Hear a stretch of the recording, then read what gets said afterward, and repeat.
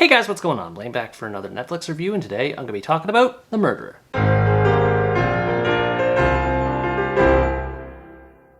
The Murderer is a Thai crime comedy that tells the story of a rural family who fall victim to a mass murder event where almost everyone involved is killed and only a few survivors remain. As everyone tries to recover from the tragedy, all evidence points to a British man named Earl as the culprit. He happens to be married to one of the family members named Cy, and this causes a lot of problems within her family due to their bigoted beliefs toward white people. Cy fights with the police to try and clear her husband's name while trying to figure out who is truly behind the massacre. As someone who enjoys weird or offbeat humor, I had a lot of fun watching this more zany kind of a murder mystery. Though it can be a bit over the top at times and has trouble with pacing and focus, the eclectic cast of characters and an intriguingly subversive mystery kept me entertained all the way to the end. It's hard to say who would be considered the main character because there's a lot of characters to begin with, but I'd say the most significant one is Earl. Everything that happens in the story revolves around him and his supposed actions, and he's an easy character to root for. He's a goofy, likable guy who's one of the few sane characters throughout the whole movie. He's kind of an avatar for the audience to immerse themselves in the story along with his wife, so this made it easier to become attached to him and his well-being, especially as more details of the mystery unfold over time and he becomes more emotionally affected by them. His wife Cy was also a good character. She's similar to Earl with how normal she is in disposition, and she also has her own set of backstories involving other members of her family, so it's great that she ends up being a well fleshed out character in her own right beyond just being a supportive housewife. She's a strong-willed character who's able to hold her own against the police who interrogate her relentlessly, but eventually finds herself worn down and even challenging her own beliefs of the situation. It's an understandable turmoil for her to go through, so in this sense she adds a more dramatic layer to the movie's events that feels natural. The rest of the characters are a lot more comedic in nature. The movie frequently flashes back to the night of the murders and provides numerous perspectives for all the characters involved, which makes way for a lot of fun scenarios that play out. The common thread running between just about everyone from Cy's parents Erla and Jan, to her ex-husband Fet, to her aunt Par, is that they all hate Cy's husband Earl, and as events unravel, they all believe he's responsible for the killings that are committed, and it's hilarious to see all the different reasonings they have.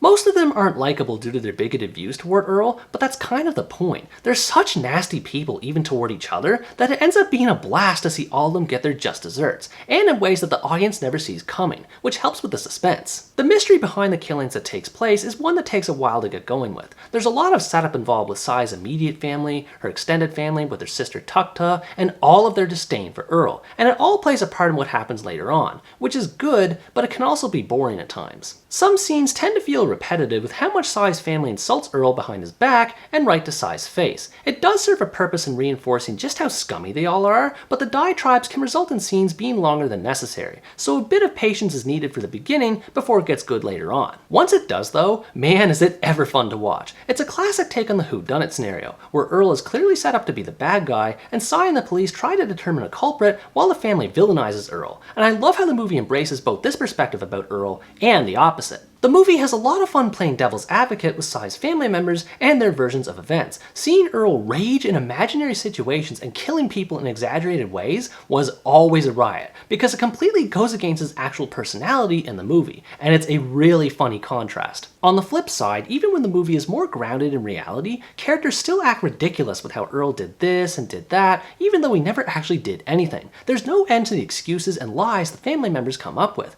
and there's just a sort of smug satisfaction one gets out of seeing them dig a hole they can't get out of. It was never obvious to me who, if anyone, could be responsible for committing the murders that take place. The movie does a great job at laying out clues in a way that never feels obvious, but also not obscure to the point that I felt cheated at the end. It has a perfect balance, and this helped me enjoy the family's insanity more too. In between these instances, the movie cuts to and from interrogation scenes, involving the officer in charge of the investigation named Nawat. Like with the other characters, he too was a lot of fun, on account of how overly strict he is as a cop, while also being surprisingly kooky too. He basically serves as an extension of the family with how biased he is against Earl from the outset. He is kind of a scumbag in this sense, but he actually does his homework and helps out with the investigation, so there is a sense of duty behind his character that makes him more enjoyable. I didn't expect to laugh at this movie as much as I did. The comedy is probably the best and worst thing about the movie, depending on one's personal tastes. For me, I couldn't get enough of how utterly absurd everyone was. Everyone from the MAGA hat wearing sexist to Nawat's scar stories all had me laughing like crazy. The funniest moment for me was when a family member is killed at a certain point in the movie, and they all try to take the person to the hospital while the body is in the back seat. I'm not going to spoil what else happens from there, but the dialogue and situations that follow had me rolling on my couch. It was that funny. A lot of this movie's appeal hinges on how zany and off-kilter everything is. Everything from the multicolored lighting effects to the vocals of the music feels strange in execution, which I personally enjoy and feel that it goes well with how strange the story is,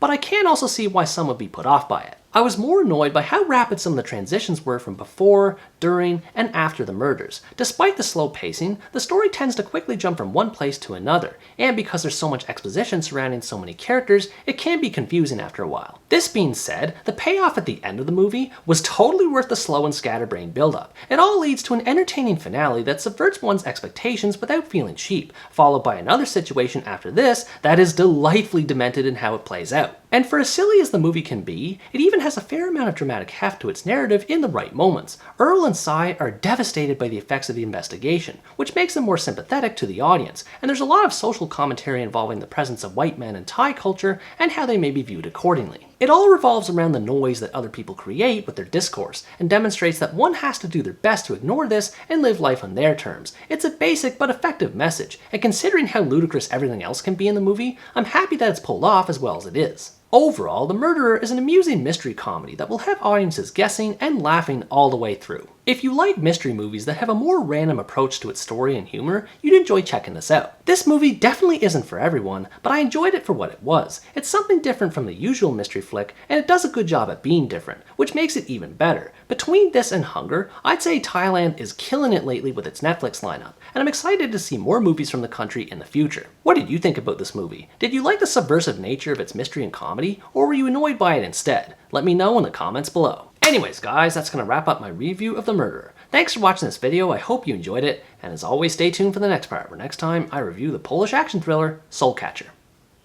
Bye bye!